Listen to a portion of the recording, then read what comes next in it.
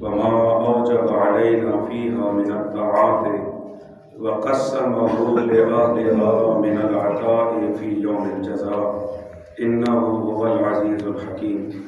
اللهم صل على محمد وآله واجعله أيمن يوم عهدنا وأفضل صاحب صحبنا وخير وقت ظللنا، واجعلنا من أرضى من مر عليه الليل والنهار من جملة خلقك أشكرهم لما أوليت من نعمك وأقومهم بما شرعت من شرائعك وأوقفهم عما حذرت من نهيك على سائر خلقك في يومي هذا وساعتي هذا ومستقري هذا.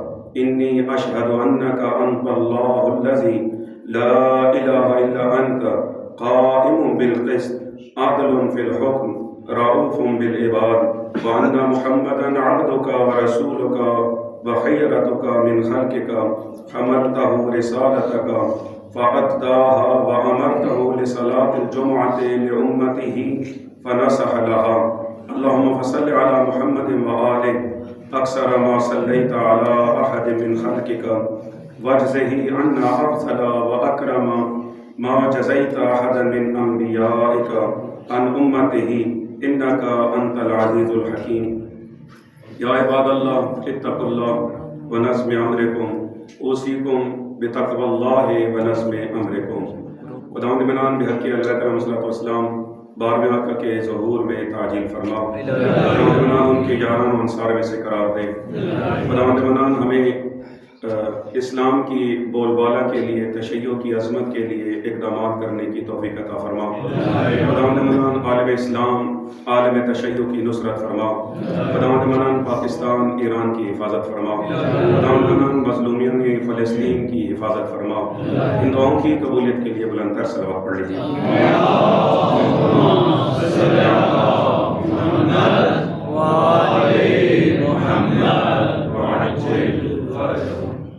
سبح اسم ربک الاعلی. اے نبی اکرم صلی اللہ علیہ وسلم آپ تسبیح انجام دیجیے اپنے رب کی کہ جو اعلیٰ ہے. الذی خلق فسوی، جس نے آپ کو خلق فرمایا، جس نے کائنات کو خلق فرمایا اور کائنات کے اندر تعادل فرمایا. سبح اسم ربک الاعلی الذی خلق فسوی والذی قدر فہدی، جس نے معاشرے کے اندر ہر چیز کی تقدیر لکھی اور انہیں ہدایت فرمائی.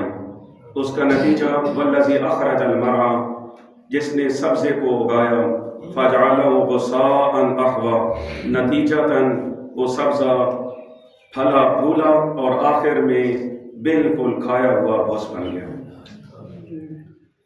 اس میں جو تسبیح بیان کی جا رہی ہے اس تسبیح پہ غور کرنے کی ضرورت ہے کہ خداوند منان جو تسبیح بیان فرما رہا ہے، تسبیح کو سمجھنے کے لیے 6 مرحلے بیان کیے کہ تسبیح کیا ہے.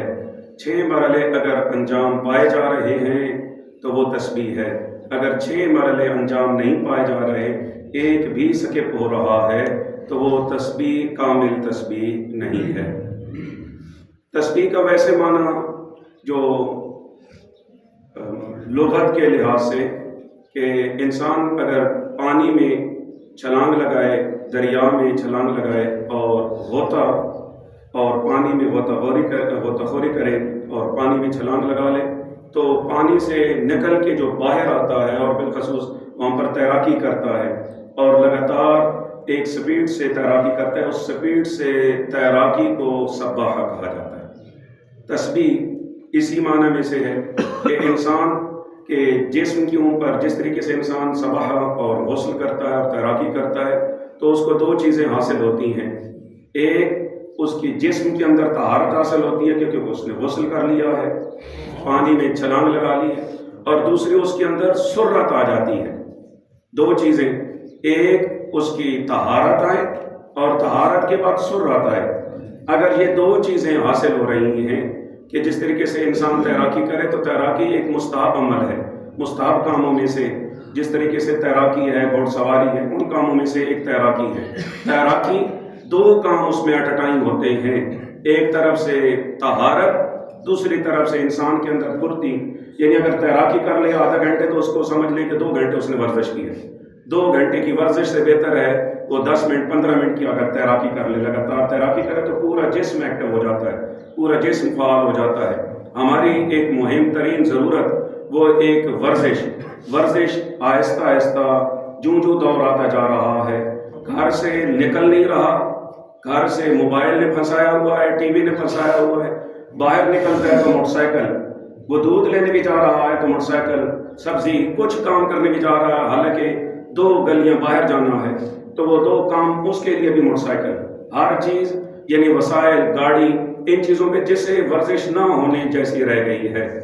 معاشرے کے اندر آپ دیکھ لیتے ہیں کہ غذائیں اتنی تیز کھائی جا رہی ہیں، مرغن غذائیں، اور وہ مرغن غذاؤں کی وجہ سے پھر ہارٹ اٹیک کے خطرات، وہ مشکلات الگ بن رہی ہیں۔ ورزش نہ ہونا، غذاؤں کا عجیب و غریب استعمال، اور اس کے بعد ورزش، غذاؤں کے بعد آدمی کی بیماریاں زیادہ سے زیادہ، اس میں تیراکی سباحہ کا معنی اگر انسان تیراکی کر لے، اگرچہ یہ موسم نہیں ہے لیکن اگلا موسم جو گرمیوں کا آ رہا ہے معمولاً، اگرچہ جو بہترین معاشرہ ہوتا ہے وہ معاشرے میں ہر علاقے میں سوئمنگ پول، ان سردیوں میں بھی وہ سوئمنگ پول استعمال کر رہے ہوتے ہیں، وہ سوئمنگ پول کا پانی گرم، اچھے جتنے بھی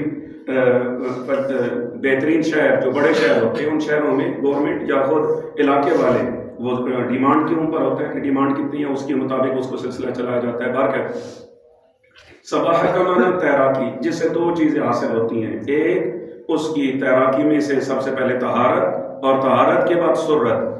یہی کام تسبیح کا ہے۔ تسبیح کیا کہنا ہے؟ تسبیح کا مطلب کیا ہے؟ 2 کام ایٹ اے ٹائم کرے، ایک گناہوں سے دوری اختیار کرے اور دوسری نیکیوں میں سبقت لے، اسے تسبیح کہتے ہیں۔ دونوں چیزیں ایٹ اے ٹائم ہو رہی ہوں۔ جتنا گناہوں سے دوری اختیار کرے گا، یہ مطلب نہیں ہے کہ میں گناہوں سے بچ گیا ہوں، دوسرا نیکیوں میں بھی بڑھ چڑھ کر شرکت کرے، فاستبقوا الخیرات، نیکیوں میں آگے بڑھ چڑھ کر حصہ لے اور نیک کاموں میں سرعت لے کر آئے۔ جتنا گناہوں سے دوری اختیار کرے اتنی ہی سپیڈ کے ساتھ نیکیوں میں آگے بڑھے تو تسبیح کہلاتا ہے۔ اگر یہ کام دونوں ایٹ اے ٹائم نہیں ہو رہے، یہی معنی تقوی کا ہے۔ تقوی کا معنی گناہوں سے بچنا اور نیکیوں میں آگے بڑھنا، دونوں میں زندگی گزارنا۔ جمعے کا ایک مقصد تقوی الہی کی طرف رغبت حاصل کرنا، تقوی الہی کو اپنانا۔ تقوی بہترین مقام، بہت بڑا مقام، لیکن یہ مومن کی ذمہ داری نہیں ہے تقوی حاصل کرے۔ مومن کی ذمہ داری تقوی نہیں ہے، متقی کی ذمہ داری ہے کہ وہ ایمان لے کر آئے۔ پہلے مومن سے پہلے متقی بننا ہے، بعد میں ایمان کے درجات بلند ہونے ہیں۔ ہم نے مومن کو متقی بنانے کی کوشش کر رہی ہے، وہ پچھلی کلاس میں نہیں لے کے جانے کی ضرورت۔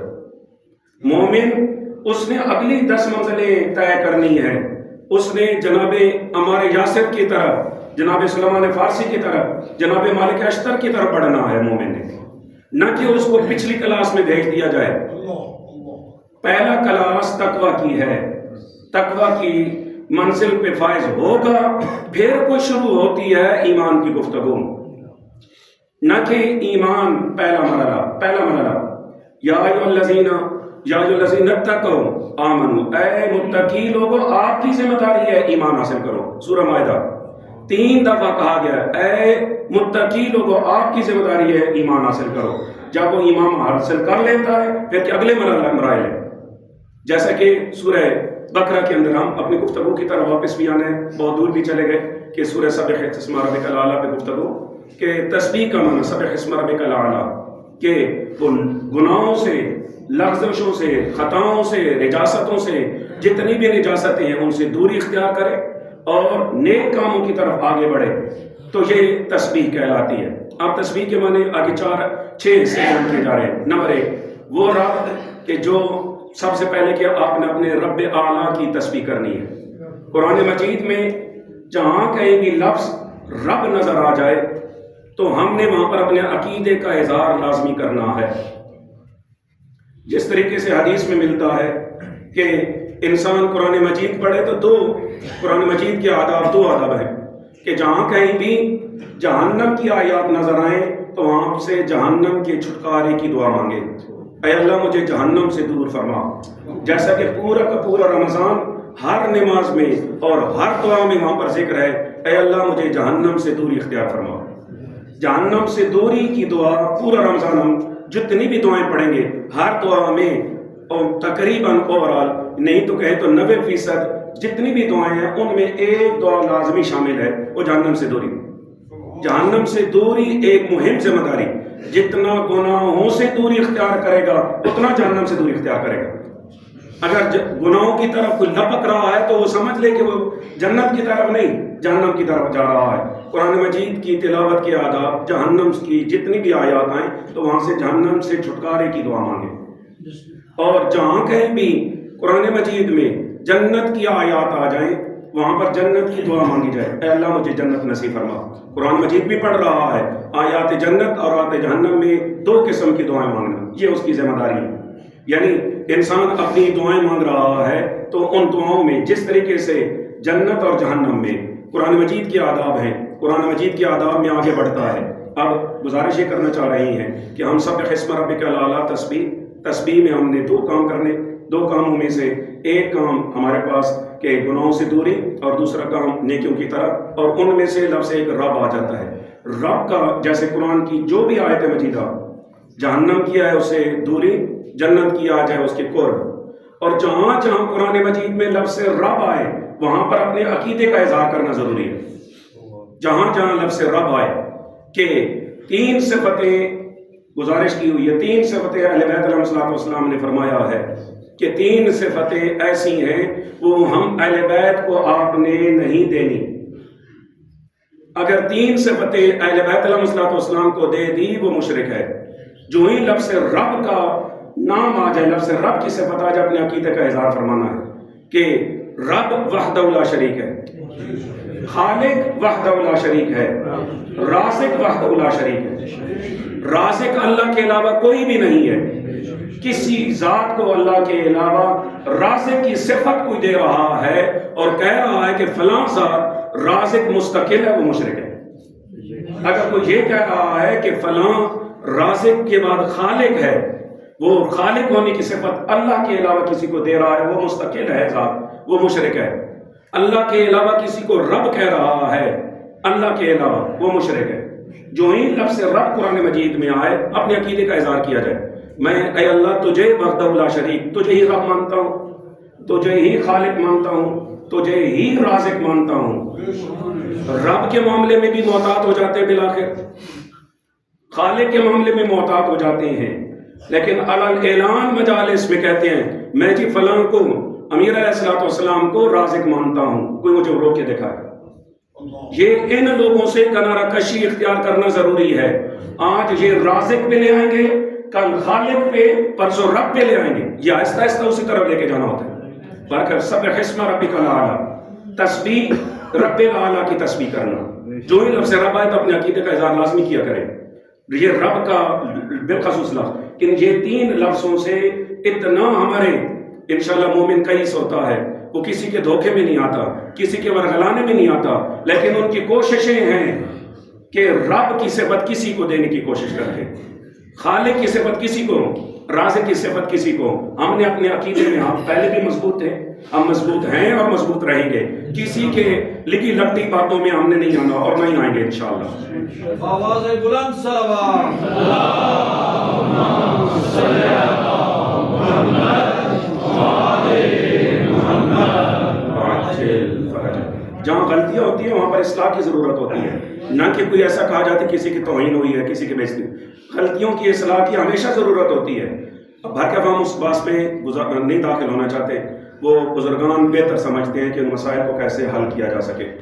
سبح اسم ربک الاعلیٰ الذی خلق فسوی، وہ رب کے جس نے خلق فرمایا، وہ رب کے جس نے انسان کو رب کے بعد اس میں اعتدال پیش کیا، اس رب نے تقدیر لکھی، اس رب نے ہدایت دی۔ یہ 4 عنوان، ایک خلقت، نمبر 2 تسویہ اعتدال، نمبر 3 اس کے بعد جو تقدیر، اور چوتھی صفت ہے کہ اس کو ہدایت۔ یہ 4 مرحلے، ان 4 مرحلوں میں رب کے بعد جو تسبیح کر رہا ہے ان چاروں میں آگے بڑھ رہا ہو، ان چاروں میں غور کر رہا ہو. ہماری ایجوکیشن، ہماری جو تعلیم ہے، تعلیم کے اندر یہ چار عنصر اگر نہیں ہیں، وہ تعلیم درست تعلیم نہیں دی جا رہی ہے. ہم اپنے بچوں کی تعلیم کے بارے میں غور کرنے کی ضرورت ہے کہ ہمارے بچوں کو کیا تعلیم دی جا رہی ہے. مسئلہ یہ ہے کہ وہ سکول سے پڑھتا ہے، 3 بجے 2 بجے واپس آتا ہے، روٹی کھاتا ہے تو ایک ٹیوشن، دوسرے ٹیوشن، تیسرے ٹیوشن کے بعد رات کو آ کے سو جاتا ہے. صبح دوبارہ بیگ پکڑا دیتے ہیں، سکول جاتا ہے، ٹیوشن سے گزر کے رات کو سو جاتا ہے. اسے ان کلاسز کے علاوہ پتہ ہی نہیں ہے کہ دنیا کیا ہے، کیا کوئی نماز بھی ہے یا نہیں، بڑوں کا احترام ہے بھی نہیں، والدین کی خدمت ہے یا نہیں، گھر کے کاموں میں اس بچے نے تعاون کرنا ہے یا نہیں. نہیں جی یہ سکول پڑھ رہا ہے، اس سے کوئی کام نہیں لینے، یہ بھولا بھالا بچہ ہے. نہیں، اس نے اپنے والدین کی خدمت کرنی ہے. بچپن سے اس بچے کو سمجھانا ہے. اگر بچہ لاڈلا ہو چکا ہے، اگر بچے نے بچپنے میں والدین کو غصے سے تھپڑ مار دیا، امام حسن عسکری علیہ السلام فرماتے ہیں یہ حتماً بعد میں وہ جو چھوٹا بچہ ہے جس نے اپنے والدین کو غصے میں لاڈ پیار کی وجہ سے اس نے ڈیمانڈ کی، پوری نہیں ہو رہی، غصہ کیا، اس نے اگر مارا ہے، یہ حتماً آ کے والدین ہوگا. امام فرماتے ہیں کہ آپ گارنٹی دے دیں، اس کے بارے میں غور کر لیں. بچہ کیا، وہ بچہ غلط نہیں ہے، تربیت غلط ہے. اس نے اس کو اتنے لاڈ پیار کیوں دیا ہوا ہے؟ اس کی کیا جرت کہ وہ والد کے ساتھ ایسا، والدین کے ساتھ ایسا برتاؤ کرے. گزارش کر رہی ہے، یہ جو تعلیم ہے وہ بچے کو کس مقام پہ لے کے جا رہی ہے.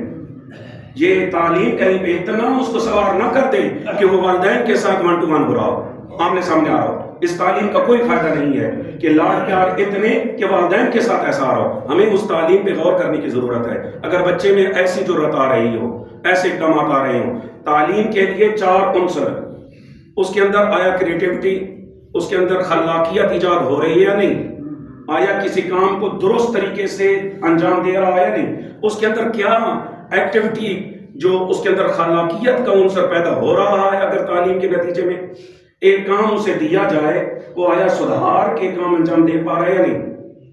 کہتے ہیں جی بچے سے جھاڑو نہیں لینا، آیا وہ درست طریقے سے جھاڑو دے پا رہا ہے یا نہیں، آیا اپنی کتابوں کو منظم سیٹ کر رہا ہے یا نہیں، آیا گھر کے کاموں میں وہ آپ کے ساتھ ہیلپ کر رہا ہے یا نہیں. اگر سکول والدین کی ہیلپ کرانے پہ اس بچے کو اکسانے رہے، اس کو تعلیم کے بارے میں غور کریں، وہ کیا آپ کو سکھا رہے ہیں. ہم نے بھی اس کو لاڈ پیار دیا ہوا ہے اور وہ سکول والے بھی اس کو تعلیم پہ اس پہ نہیں اکسا رہے. یہ بچے سے آپ نے واقعاً سارے کام، اس کو نماز پہ بھی اکسانا ہے. اگر وہ آپ کی بات نہیں مان رہا، نماز نہیں پڑھ رہا، تو غور کر لیں اس تعلیم پہ. وہ تعلیم کیا کہ جو نماز سے اور والدین کی بات سے دور کر رہا ہو. صبح سے لے کر شام تک بالکل ٹیوشن کی ضرورت ہے، اچھی تعلیم حاصل کرنے کی ضرورت ہے. لیکن ایسے مصروف کیا ہوا ہے، غریب اس کی اتنی ایج نہیں ہے، اتنا وزن نہیں ہے جتنے بیگ کا وزن ہے. یعنی وہ مشکل سے، اب اس کے لیے گاڑی کی الگ ضرورت ہے بیگ اٹھانے کے لیے، موٹر سائیکل کی الگ ضرورت ہے، کیونکہ جو بچہ بیگ نہیں اٹھا. میں گزارش کر رہا ہوں تعلیم بالکل ضروری ہے، تعلیم میں پیچھے نہیں ہٹنا، اس میں بڑھ چڑھ کر حصہ لینا، تربیت کا بھی خیال رکھنا ہے. آیا اس کے اندر کوئی ایکٹیویٹیز، اس کے اندر کوئی مثبت ایکٹیویٹیز، آیا اس کے اندر کوئی خلاقیت ایجاد ہو رہی ہے نہیں، وہ بھی غور کرنا ہے. نمبر 1 خلاقیت. نمبر 2 اس کے کاموں میں اعتدال ہے یا نہیں. وہ کاموں میں صرف تعلیم تعلیم تعلیم تعلیم تعلیم، آیا باقی کاموں میں اعتدال ہے یا نہیں. اعتدال کو دیکھنا، فسوا، اس کے اعتدال، اس بچے کے اعتدال کو دیکھنا ہے. اگر اس کے اندر کاموں میں اعتدال نہیں آ رہا، صرف ایک ہی چیز افراط میں بڑھ رہی ہے، بڑھ رہی ہے، بڑھ رہی ہے، بڑھ رہی ہے، بڑھ رہی ہے، تو اس کے بارے میں دوبارہ غور کرنے کی ضرورت ہے. نمبر 3، نمبر 1 اس کے اندر خلاقیت ایجاد ہو رہی ہے نہیں اس بچے کے اندر. نمبر 2 اس بچے کے اندر کاموں کے اندر اعتدال پیدا ہو رہا ہے یا نہیں. نمبر 3 وہ معاشرے کی تقدیر لکھ سکے، نہ کہ کوئی ورلڈ آرڈر آئے وہ میری امت کے لیے تقدیر لکھنا شروع کر دے. اس کے اندر اتنا ٹیلنٹڈ پیدا ہو، اتنا اس کے اندر ٹیلنٹ آ جائے کہ وہ معاشرے کی تقدیر لکھ سکے. اگر وہ کسی کی تقدیر کے لکھے ہوئے بے زندگی گزار رہا ہے، وہ غلام ہے. اس کے اندر اتنی جرت ہو. اب جرت کیا کہ اگر فیصلہ ہو جائے ہم نے چھاونیاں دینی ہے یا نہیں، اس کے اندر تقدیر لکھنے کا فیصلہ ہو، اچھے برے کا فیصلہ کرنے کا اس کے اندر اختیار ہو. اگر وہ 12 چھاونیاں اس نے کیوں لگائی ہیں؟ میرے پاس قدرت کرنا، میرے پاس تقدیر لکھنے کا فیصلہ نہیں ہے، میں کسی کے ہاتھوں میں مجبور ہوں۔ آیا وہ ہمارے اڈے اٹیک استعمال کرنے پہ وہ ہم خود مختار ہیں یا کوئی اور ہماری تقدیر لکھ رہا ہے؟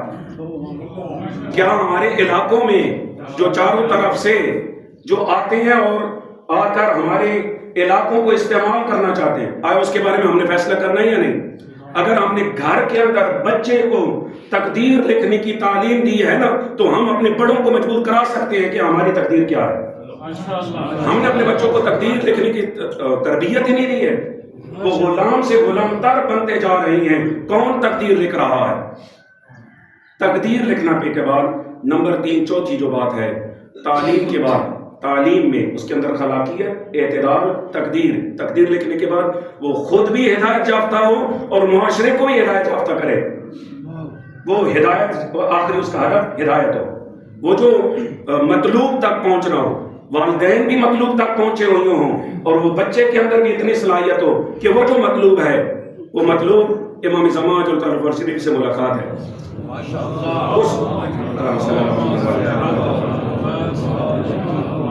وہ جو وقت کے امام سے ملاقات، یہ ایک ہمارے اہداف میں سے پتہ ہی نہیں ہے سسٹم میں ہی آیا شامل ہے یا نہیں۔ بچے کو والدین کو آیا بچے کو امام زمان سے ملاقات کا شیڈول دیا یا نہیں؟ وہ جو کائنات کے اندر پوری کائنات تربیت ہو رہی ہے، پوری کی پوری کائنات امام کے خدا کے اذن سے امام کو جو دی جا رہی ہے، جتنے امور ہیں جو امام چلا رہے ہیں، آیا اس کائنات کے ہم اپنے علاقے کے امور کو منظم کرنے میں اس بچے کے اندر کوئی صلاحیت ہے؟ اگر وہ اپنے علاقے کے امور کو معاشرے کے اندر اصلاح، معاشرے کی تعمیر و ترقی میں مثبت اقدام کر رہا ہے، وہ حتماً امام سے ملاقات کر لے گا۔ لیکن تمام مال اکٹھا کر کے گھر میں اکٹھا ہو رہا ہے، کوئی محلے کو پتہ نہیں ہے، ہمسائے کا پتہ نہیں ہے، علاقے کا پتہ نہیں ہے، ملک کا پتہ نہیں ہے، شاید پھر پتہ نہیں ہے کہ ملاقات ہوتی ہے۔ دنیا جہاں سے اکٹھا کر کے گھر میں نہیں، ہم نے اپنے گھر کی بھی ہدایت، اپنے گھر کی بھی تعمیر، اپنی بھی اصلاح اور معاشرے کی بھی اصلاح کرنی، تاکہ جو ہی ہم اصلاح کرتے جائیں، جہاں بڑے مسئلے آئیں، بڑی مشکلات آئیں، تو ہمیں جمکران جانا پڑے تاکہ امام سے مل سکے۔ جب بڑے فیصلے آئیں، جب بڑے فیصلوں میں ہم فیصلہ نہ کر پا رہے ہوں، ایک طرف پوری دنیا، ایک طرف تک و تنہا، اب فیصلہ کرنا ہے تو فیصلہ کرنے میں مجھے جمکران جانے کی ضرورت پڑے، نہ کہ ایسا ہو کہ کسی اور طرف سفید محلوں کی طرف منہ کرنے کی ضرورت نہ پڑے، وائٹ ہاؤس کی طرف منہ کرنے کی ضرورت نہ پڑے، ہمیں جمکران جانا۔ بارکہ سبح اسم ربک الاعلیٰ، وہ جو 4 آیتوں پہ گفتگو ہوئی، خداوند منن توفیق دے کے ہم ایسے اقدام کرنے کی توفیق عطا فرما کہ ہم مملکت پاکستان کی مزید بہتر سے بہتر خدمت کر سکیں۔ خداوند منان مظلومین فلسطین کی حفاظت فرما، خداوند منان ہمیں وہ کام کرنے کی توفیق عطا فرما تاکہ امام زمان جو طرف شروع کے ظہور میں تاجیل فرمائیں۔ خداوند منان ہمیں اپنے والدین کی خدمت کرنے کی توفیق عطا فرما، بڑوں کا احترام کرنے کی توفیق عطا فرما۔ خداوند منان 12ویں آقا کے ظہور میں تاجیل فرما، ان کے یاران و انصار میں سے قرار دے۔ بسم اللہ الرحمن الرحیم۔